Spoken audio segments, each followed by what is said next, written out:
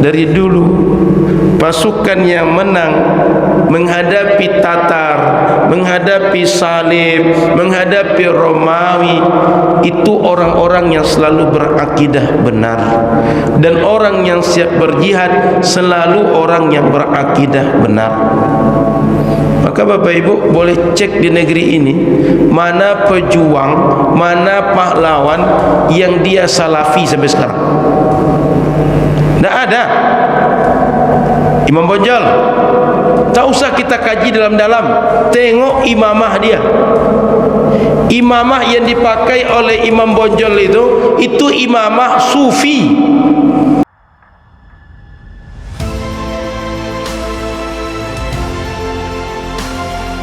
Bapak Ibu yang dimuliakan Allah, pagi ini kita bersyukur dengan kondisi tidak musim dingin, tidak kelaparan, bisa ibadah dengan tenang. Kalau di Palestina ini bulan November, apalagi pertengahan, kalau sudah pertengahan kemudian Desember, Januari, biasanya musim dingin. Dan kalau musim dingin itu suhunya bukan 20, bukan 15, tapi bisa sampai turun di bawah 5 derajat. Ada yang pernah merasakan suhu 5 derajat? Paling sekali-sekali kalau naik gunung. Kami dengan Ustaz Nijal waktu di Mesir, kalau musim dingin itu suhu rata-rata 5 sampai 15. Kalau di Sinai itu puncaknya tinggi, sehingga kalau sudah musim dingin itu salju turun. Ketika salju turun itu saya kira bukan 0 derajat lagi, bisa min jika salju sudah turun. Maka keadaan di Palestina itu sekarang secara musim itu dingin, karena kondisi konflik perang, maka banyak keterbatasan. Apalagi kalau kemarin sempat di perbatasan Rafah itu logistik tidak diperkenankan masuk. Kemudian yang bersifat listrik, BBM tak diperkenankan. Artinya masyarakat yang kedinginan ingin menghangatkan badan, itu tidak bisa untuk menghangatkan badan. Dan orang dingin biasanya perut lapar, mau makan, logistik tak cukup. Nah, itu realita. Maka Bapak Ibu rahmati Allah Subhanahu wa taala, banyak-banyak kita doakan saudara-saudara kita di Palestina. Mudah-mudahan Allah berikan pertolongan yang dia datang tidak pernah kita duga-duga. Kalau pertolongan manusia ini banyak terbatasnya, tapi pertolongan Allah itu tak terbatas. Akal kita, pikiran kita, strategi kita sangat banyak terbatas. Tapi kalau Allah mau, banyak dalam sejarah pertolongan Allah itu banyak tak diduga-duga. Seperti Nabi Muhammad waktu hijrah keluar dari rumahnya, itu yang mengawal rumah para algojo, biasa perang, fisik kuat, biasa begadang. Tapi Nabi keluar rumah cuma dilempari dengan pasir, baca surah Yasin, wa ja'alna min baini aydihim sadda wa min khalfihim sadda fa aghshaynahum fahum la yubsirun. Orang-orang hebat, orang-orang kuat yang fisiknya biasa tahan itu semuanya tertidur, atau dia macam orang bangun tapi tak nampak yang ada di sekitar dia. Allah tak menolong Nabi dengan tank baja, tak menolong dengan pasukan yang banyak. Sudah itu sampai di Gua Thur, ketika Nabi dan Abu Bakar istirahat, Abu Bakar sempat cemas jika orang Quraisy yang mengejar mereka tahu, karena waktu itu andaikan mereka melihat sejajar dengan mata kaki mereka, itu nampak bahwa ada Nabi dan Abu Bakar di dalam. Tapi Allah palingkan pikiran mereka, tidak terpikir sekali ada orang dalam atau tidak. Cuma begitu cara Allah menolong, tak ada yang melihat ke dalam. Padahal kalau kita tengok dari bawah ke atas itu berat perjuangan untuk sampai ke atas, capek. Sampai di atas cuma sekedar nengok gitu aja, anggap dia tiarap gitu, cuma sekedar nengok gini aja, tidak seorang pun berpikir. Padahal itu ringan. Begitu cara Allah menolong ketika Allah ingin menolong hamba-hambanya.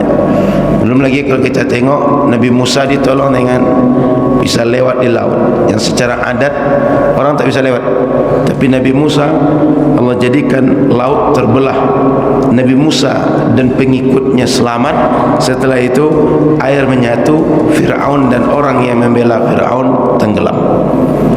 Maka Bapak Ibu, kita banyak berdoa, dan untuk diri kita sendiri kita banyak berdoa. Sebab dalam masalah Palestina ini banyak orang yang berfikiran kadang nampak aneh-aneh. Jika seandainya kita berpikir sederhana saja, ibarat ada api, ada asap, jangan sibuk dengan asap, tapi sibuklah dengan api. Karena asap tak pernah ada kalau api tidak pernah muncul. Kalau kita berfikir yang bijak, Palestina itu yang punya tanah orang Palestina, yang punya rumah orang Palestina, yang punya perkebunan orang Palestina. Tanah mereka, rumah mereka, aset mereka dijarah, dirampas. Sejak tahun 48 dulu sampai sekarang itu tak berhenti mereka membela, mempertahankan kampung, rumah dan aset mereka. Sehingga 7 Oktober kemarin itu bagian dari perjalanan panjang membela kampung mereka, membela rumah, membela aset mereka. Maka secara fikih Islami, kalau musuh sudah masuk ke kampung, itu hukum jihad itu fardu ain bagi setiap orang yang bisa untuk melawan. Jadi Israel itu Pak, dia bukan sekedar lagi musuh yang jauh, kita rencanakan perang, kita akan perang dengan dia, bukan. Dia sudah masuk ke areal kita, dia masuk ke lahan kita, dia masuk ke rumah kita. Apa yang kita lakukan? Kita perjuangkan yang menjadi hak kita. Itu juga yang dibuat oleh para ulama kita, oleh para pejuang kita, yang dahulu ketika Belanda datang, Inggris datang, Portugis datang, Jepang datang, masuk dia ke Sumatera. Apa hubungan mereka dengan aset Sumatera? Apa hubungan mereka dengan rempah orang Sumatera? Apa hubungan mereka dengan kebun orang Sumatera? Apa hubungan mereka dengan emas orang Sumatera? Apa hubungan mereka dengan minyak orang Sumatera? Tak ada. Tiba-tiba masuk. Ketika masuk, karena mereka punya senjata, berfikir lebih cepat, lebih maju dibanding kita, diambil aset kita. Awal-awalnya kita kira saudara, kita kira orang menolong. Rupanya berjalan waktu, tahu bahwa kita hanya dimanfaatkan oleh mereka. Lalu bangkit membela, membela diri, membela harta, membela kampung. Maka muncullah ajakan jihad dari para ulama. Akhirnya dengan rahmat Allah, dengan perjuangan para ulama, kita sekarang tak lagi di bawah penjajah. Sehingga melihat Palestina itu Bapak Ibu, lihat saja dulu kampung kita didatangi orang, kita dijajah di kampung kita. Itu aja jadikan perbandingan. Maka orang Palestina dia mempertahankan kampung dia, fardu ain bagi dia. Kampung kalau tidak aman tak bisa kita salat Jumat. Kampung kalau tak aman tak bisa kita salat jamaah. Kampung kalau tak aman tak bisa kita pengajian macam ini. Suasana perang bisa pengajian macam ini? Tak bisa. Kalau suasana kita dijajah, diri kita di bawah tekanan orang, di bawah aturan orang, di bawah kehendak orang, tidak bisa kita mau pergi haji, pergi umrah kapan kita bisa berangkat. Tidak bisa kita puasa kapan kita diwajibkan syariat puasa. Tidak bisa kita melaksanakan zakat, karena kita tidak berada dengan kehendak kita. Itu sebabnya satu di antara doa yang diajarkan Nabi ketika salat, setelah salat subuh dan setelah salat asar, Allahumma inni a'udzubika minal hammi wal hazan, minal ajzi wal kasal, minal jubni wal bukhul, min ghalabati ad-daini wa qahrir rijal. Ada 8 Nabi anjurkan kita minta perlindungan kepada Allah. Satu di antaranya ghalabati ad-daini wa qahrir rijal. Qahrur rijal itu kita berada di bawah kehendak orang, ditindas orang. Apapun yang kita buat mesti mengikuti kemauan orang. Bapak Ibu, siap Bapak Ibu, mau ke masjid orang atur, kamu jangan ke masjid, kamu di sini aja. Kamu jangan ke masjid Al-Muhajirin, kamu ke Baitul Muqtamar, kamu ke mushola yang lain-lain. Mau Bapak Ibu, setiap apa yang kita buat diatur orang. Merdeka diri kita? Tak merdeka. Maka melihat Palestina itu, jangan sibuk dengan asap, lupa dengan api. Apalagi dia kampungnya di situ, rumahnya di situ, aset di situ, disuruh pula dia meninggalkan kampung dia. Kalau disuruh meninggalkan kampung, dan begitu pola pikir para ulama dan pejuang kita sejak dahulu, tak akan pernah kita merasakan kemerdekaan seperti ini. Maka Bapak Ibu yang dirahmati Allah Subhanahu wa taala, rakyat Palestina dia berjuang, dia berperang. Ini bagian daripada dia menjaga kiblat pertama umat Islam. Kita solat dulu Bapak Ibu menghadap itu ke Baitul Maqdis, ke Baitullah di Makkah. Itu dalam cerita Imam Ibn Katsir ketika menjelaskan ayat qad nara taqalluba wajhika fis sama' falanuwalliyannaka qiblatan tardaha fawalli wajhaka syatral masjidil haram. Itu 16 bulan atau 17 bulan Nabi di Madinah menghadap kiblatnya ke Baitul Maqdis, baru berpindah ke Makkah Al-Mukarramah. Maka kiblat pertama umat Islam. Sudah itu masjid yang pertama-tama Allah jadikan di bumi ini Masjid Al-Aqsa. Sudah itu Nabi SAW menyuruh kita mengunjungi masjid. Tak ada yang disuruh mengunjungi masjid seperti mengunjungi 3 masjid. La tushaddur rihal illa ila 3 masajid. Tidak ada perjalanan mengunjungi masjid yang sangat dianjurkan seperti mengunjungi 3 masjid. Masjidil Haram wa Masjidil Aqsa. Masjidil Haram masjidku, Masjid Nabawi kata Nabi, dan Masjid Al-Aqsa. Tidak ada yang seperti itu. Sehingga secara hukum fikih, jika kita bernazar i'tikaf di Masjidil Haram, itu tak tergantikan diganti dengan i'tikaf Masjid Baitul Muqtamar, i'tikaf Masjid Al-Muhajirin, i'tikaf Masjid Raya An-Nur, i'tikaf Masjid Istiqlal, tak tergantikan. Tapi kalau seandainya cuma kita bernazar, saya i'tikaf Masjid Istiqlal, itu bisa tergantikan i'tikaf masjid kita ini. Tapi Masjidil Haram tak tergantikan dengan yang lain. Masjid Masjid Nabawi tak tergantikan oleh masjid yang lain kecuali diganti dengan i'tikaf di Masjidil Haram. Masjid Al-Aqsa tak tergantikan. Ketika kita nazar i'tikaf di situ tak tergantikan i'tikaf di masjid yang lain. Tapi jika dikerjakan di Masjid Nabawi, di Masjidil Haram, baru tergantikan. Jadi bagi umat Islam, Masjid Al-Aqsa Palestina tak sekedar informasi, tak sekedar empati, tapi terkait dengan kiblat pertama mereka, bahkan terkait dengan ibadah dan akidah mereka. Dulu Nabi hijrah,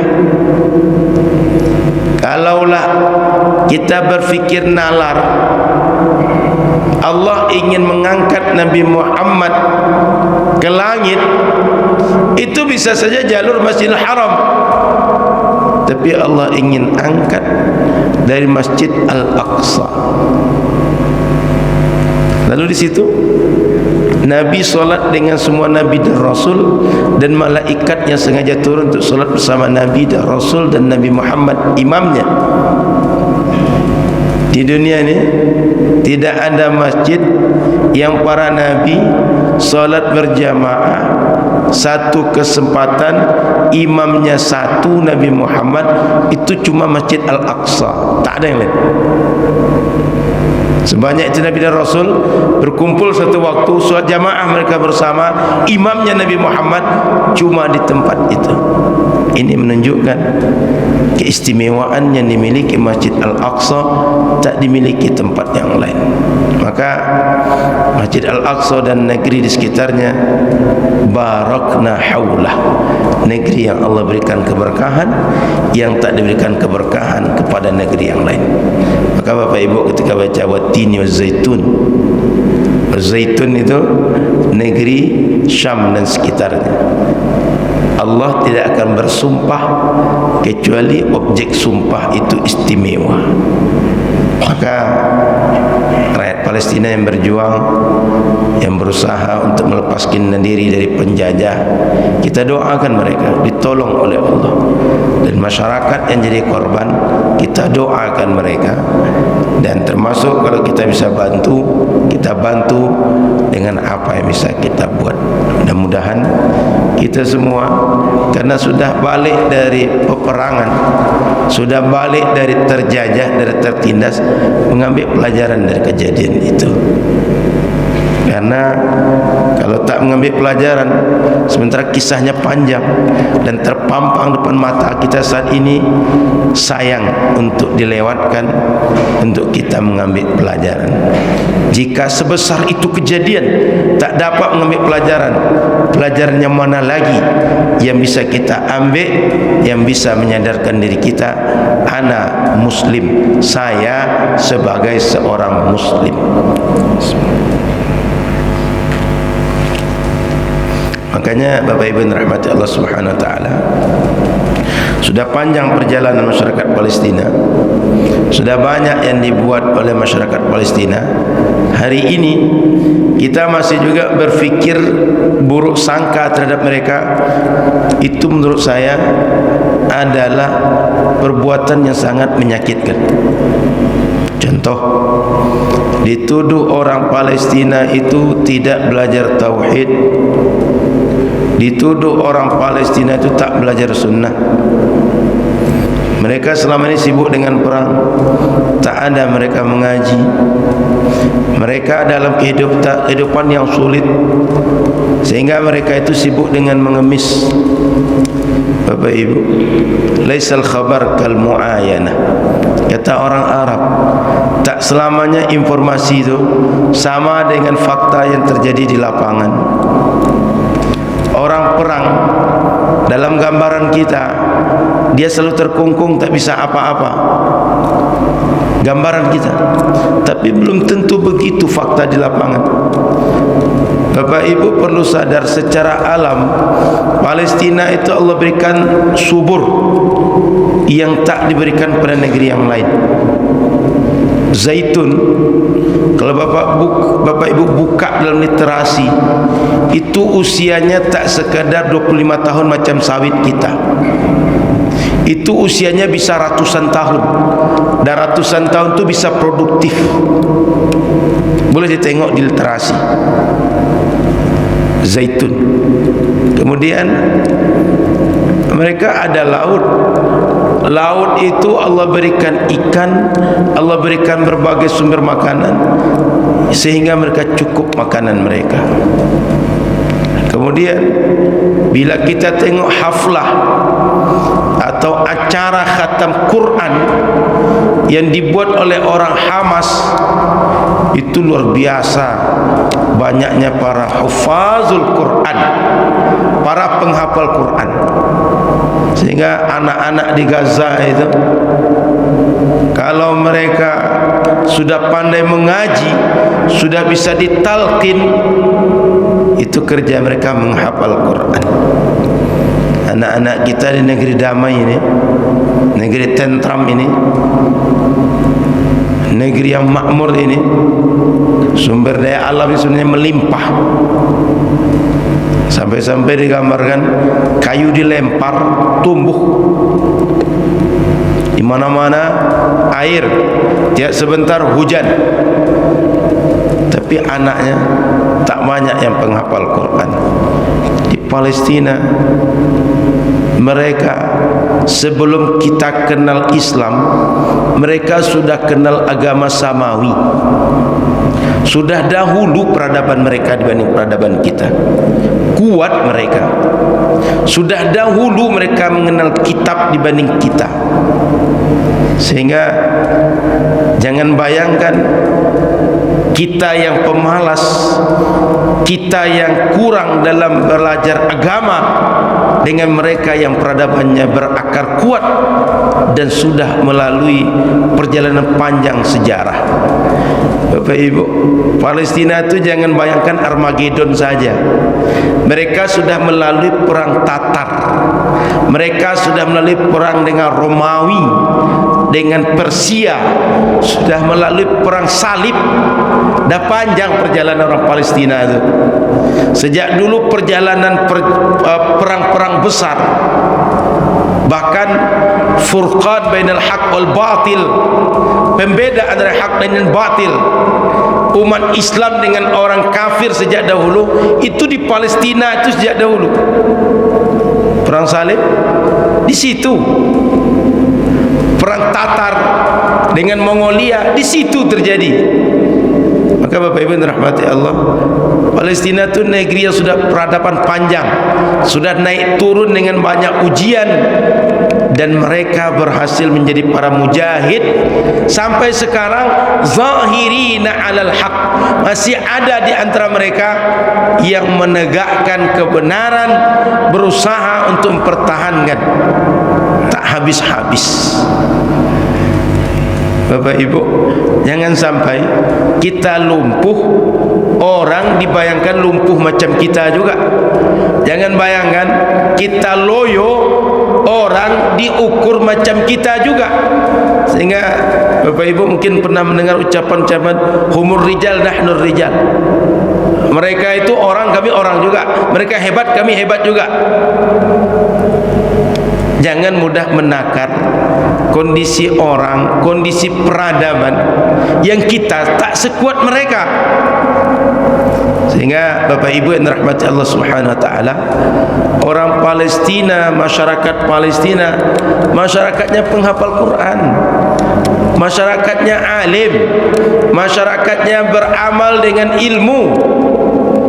Bahkan kalau Bapak Ibu lihat secara sejarah, Imam Syafi'i, imam yang kita ikut, mayoritas umat mengikut beliau, beliau lahirnya di Gaza. Saya ulang, Imam Syafi'i tahun 150 Hijriah lahir, beliau lahir di Gaza, bukan lahir di Pekanbaru, di Gaza. Pengarang kitab Fathul Bari, penjelas Sahih Bukhari paling terkenal, paling lengkap, paling diakui para ulama, paling banyak dirujuk, Ibnu Hajar Al-Asqalani. Asqalan itu satu negeri di Palestina.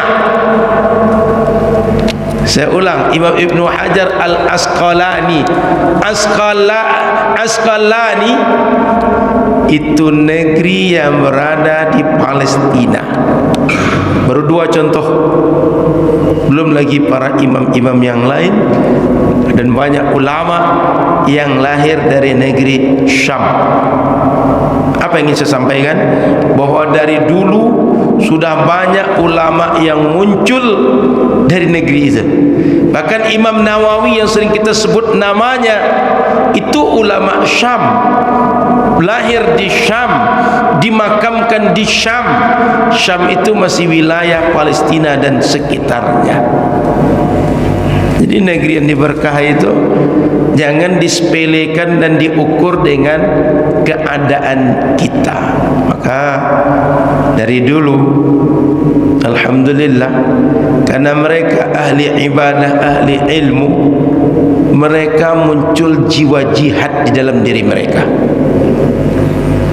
Bapak Ibu, jihad itu kira-kira kalau orang berjihad, kemungkinan terjadi dengan jihad itu apa? Kalau menang, alhamdulillah dapat harta rampasan perang, jiwa merdeka. Tapi kalau kalah, 1 mati, 2 tawanan perang. Tawanan perang kalau dulu jadi budak. Kira-kira orang yang berjihad itu, dia memperhitungkan itu atau tidak? Pasti memperhitungkan itu. Dan tidak mungkin orang akan berjihad kecuali imannya kuat. Karena mati, kita jangankan mati, sempat lampu mati sebentar saja sudah kalang kabut. Itu baru gerah, baru tak bisa melihat sebentar.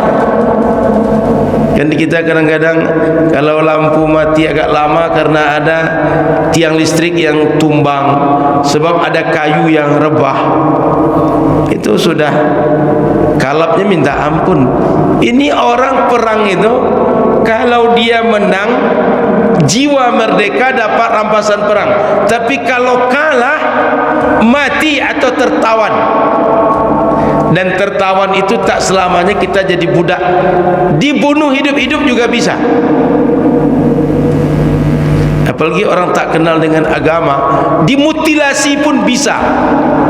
Tak mungkin orang siap berjihad kecuali imannya kuat, ilmunya cukup. Dan bila kita tengok kitab-kitab fikih, pembahasan jihad itu babnya terakhir, babnya paling ujung. Maknanya kalau orang mengaji kitab, sudah selesai bab taharah, selesai bab ibadah, selesai bab muamalah, selesai bab keluarga, selesai bab syahadat wal qada, baru masuk kepada jihad. Sehingga kata para ulama, kenapa bab jihad itu paling akhir? Agar orang-orang kalau sudah sempurna ibadah dia, baru dia pergi berjihad. Jangan sampai orang belum lurus ibadah dia, taharah aja belum benar, sudah jihad pula yang dia hitung. Makanya dalam bab fikih, jihad itu bab terakhir, bab paling ujung. Maknanya orang-orang Palestina yang siap berjihad itu bab-bab sebelumnya itu sudah dikaji oleh mereka.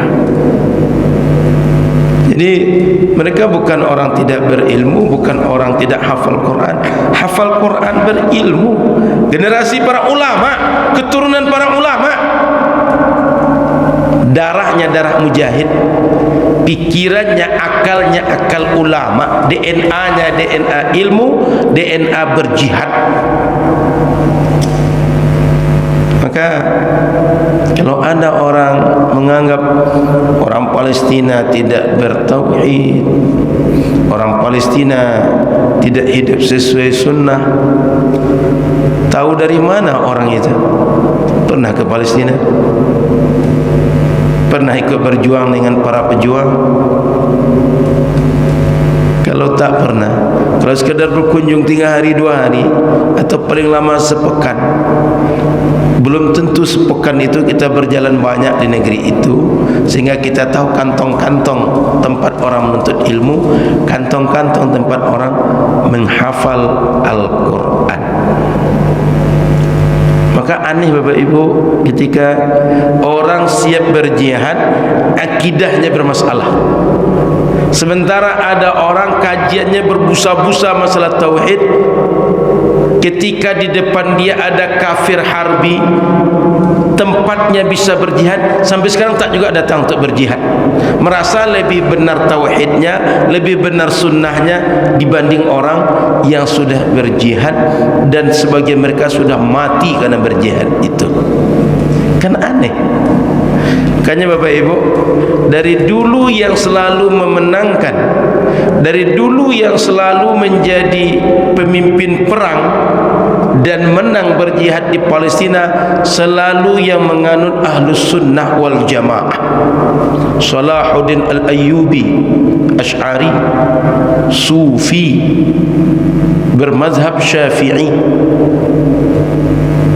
Sama akidahnya dengan akidah kita. Dan saya perlu tekankan Bapak Ibu, Imam Abu Hasan Al-Asy'ari, kata Imam Ibn Subki, lam yubdi' mazhaban. Beliau tidak membentuk, tidak mengadakan akidah yang baru. Tidak. Akidah beliau sama dengan akidah Rasulullah dan sahabat. Kerja beliau cuma membangkitkan ajaran yang sesuai dengan Rasulullah dan sahabat di tengah banyak munculnya bid'ah. Kerja beliau mengokohkan ajaran Ahlus Sunnah yang waktu itu masih dipegang oleh sebagian umat. Kerja beliau ajaran akidah Ahlus Sunnah disusun sistematis dan dikuatkan dengan dalil-dalil oleh beliau, sehingga umat mengerti mana dalil aklinya, mana dalil naklinya. Tidak membuat akidah yang baru, cuma sekedar membangkitkan akidah Rasulullah dan sahabat, kemudian membuatnya sistematis sehingga kalau orang mengkaji, orang mengaji, mudah, runut, sistematis, jelas. Karena dulu masih berserak, Al-Quran banyak ayat itu belum terkumpul dalam bab-bab, fikih belum terkumpul dalam bab-bab. Datanglah para ulama akidah, para ulama fikih, dikhidmah oleh mereka, terkumpullah pembahasannya, lebih tertata, umat dimudahkan. Imam Abu Hasan Al-Asy'ari dengan Imam Ahmad bin Hanbal sama-sama imam Ahlus Sunnah. Mereka cuma berbeda dalam manhaj, dalam uslub, dalam metode bagaimana menetapkan akidah yang benar. Bukan berbeda pada akidahnya, tapi cara atau dalil atau argumentasi yang digunakan menetapkan akidah. Imam Ahmad tak menerima menggunakan dalil-dalil akli. Beliau hanya menggunakan hadis, Quran, kaul sahabat, asar sahabat, hanya itu. Tapi Imam Abu Hasan beliau menggunakan dalil nakli dan dalil akli, akal dan nakal, jalan keduanya. Tapi akidah mereka sama. Cara untuk menetapkan akidah itu yang berbeda. Beda metodologi, beda cara pengkajian, tapi ujungnya sama.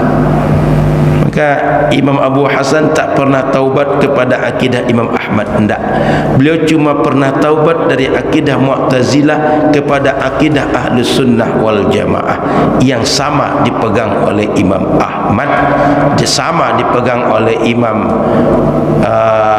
Ibnu Kullab, Imam Al-Haris Al-Muhasibi, dan para ulama-ulama yang sezaman dengan Imam Abu Hasan dan juga murid-murid daripada Imam Ahmad bin Hanbal. Jadi Bapak Ibu yang rahmati Allah, Salahuddin Al-Ayyubi, dia seorang bermazhab Syafi'i, dia berakidah Asy'ari, Sufi.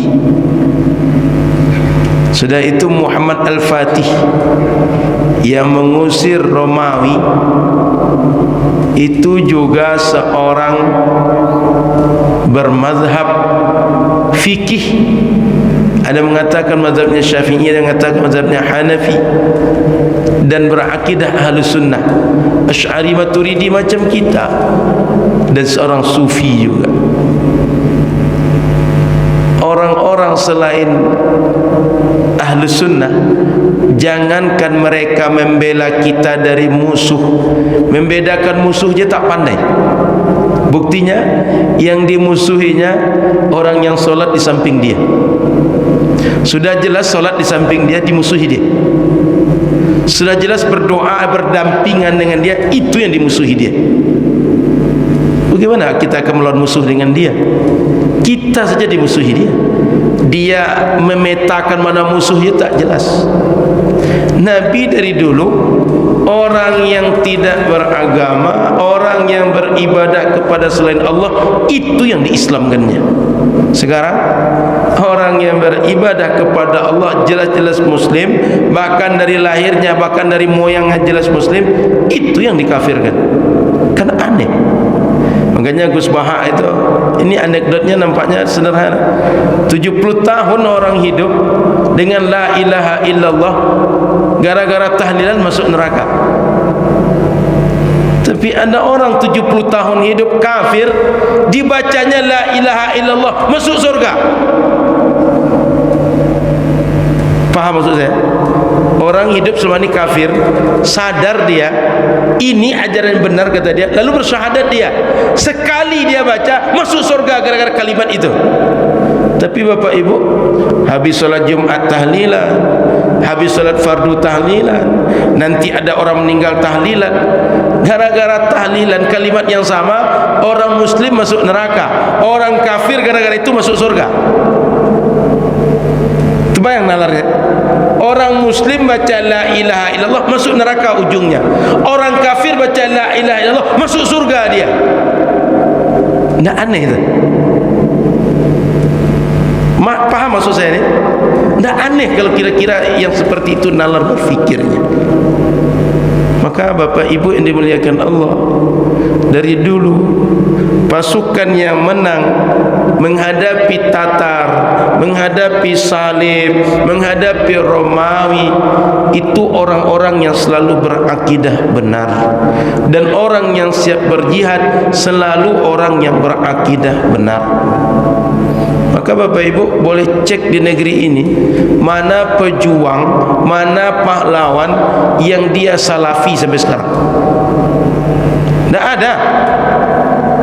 Imam Bonjol, tak usah kita kaji dalam-dalam, tengok imamah dia. Imamah yang dipakai oleh Imam Bonjol itu imamah sufi. Imamahnya kita ulama-ulama ahlu sunnah. Tengoklah ulama salafi, ulama wahabi, mana mereka pakai imamah itu? Anggap yang datang ke Masjid Al-Badar, Masjid Ahli Bid'ah yang ada di Rombay ini, atau Masjid Abu Darda, Masjid Ahli Bid'ah yang ada di Param, Masjid Raudatul Jannah, Masjid Ahli Bid'ah yang ada di Jalan Nangka. Tengok syekh mereka, mana ada pakai imamah itu? Imam Bonjol, meskipun kita sebut mereka padri atau peperang padri yang panjang, ahlu sunnah. Masyarakat di masa itu buat maulid Nabi. Masyarakat di masa itu mereka bersuluk, bertarikat mereka. Sehingga aneh jika Imam Bonjol dan para ulama-ulama Minang disebut mereka Wahabi. Tidak. Tuanku Rao, Tuanku Renceh, Tuanku Tambusai, itu ulama-ulama ahlu sunnah semua. Tidak ada yang Wahabi mereka, tidak ada yang Salafi mereka. Negeri ini tidak ada yang ulama Salafi, tidak ada pahlawan yang Salafi. Boleh dilihat, Salafi itu jadi pahlawan cuma satu, memberontak melawan khilafah Utsmaniyah. Gara-gara itulah khilafah Utsmaniyah sampai sekarang runtuh. Kalau tidak membelot orang-orang Hijaz, tak kerjasama dengan Inggris, takkan runtuh khilafah. Ini 2024, 100 tahun sampai sekarang ini khilafah sudah tak ada. Jadi prestasi orang Salafi, orang Wahabi itu cuma bisa duri dalam daging, tak pernah mereka menjadi pejuang, jadi mujahid. Hari ini berkor-kor mengatakan tauhid orang Palestina tauhid yang salah. Mereka tak belajar agama. Mereka orang Syiah Rafidah. Dapat dari mana informasi Syiah Rafidah? Pernah di situ tidak? Pernah mengaji di situ? Pernah mengajar di situ? Pernah berjuang di situ? Tidak. Maka Bapak Ibu yang dirahmati Allah Subhanahu wa taala, kalau sekadar menuduh itu mudah. Tapi al-bayyinatu 'alal mudda'i. Nabi mengajarkan jika Anda pandai menuduh, datangkan bukti. Kalau Anda tak mendatangkan bukti, Anda jangan-jangan hanya tukang fitnah yang membuat berita-berita palsu, yang hanya menghibah, yang hanya memfitnah dan berbagai kebohongan-kebohongan yang lain. Sehingga singkat cerita Bapak Ibu yang dirahmati Allah Subhanahu wa taala, sampai akhir zaman yang hanya bisa mempertahankan izzah umat Islam orang yang akidahnya benar. Orang yang akidahnya salah tak akan pernah bisa. Bagaimana bisa kita akan berjuang menghadapi musuh? Memetakan musuh je tak pandai. Saudara yang salat di samping dia dimusuhi dia. Saudara yang sehari-hari salat jamaah dengan dia, sama kiblatnya dengan dia, sama Quran yang dibacanya, sama azan yang dikumandangkannya, dimusuhi dia. Sama nabinya. Maka Bapak Ibu jangan pernah berharap kepada orang-orang yang berakidah salah akan menjadi mujahid dan akan memimpin untuk memenangkan umat Islam. Tadi bel pertama berbunyi, kita lanjut diskusi. Sudah itu kita salat isyraq. Kalau belum datang waktu salat isyraq, saya tambah sikit yang bisa kita bahas ke pagi hari ini. Silakan Bapak Ibu, kalau ada pertanyaan kita bahas dalam sesi tanya jawab.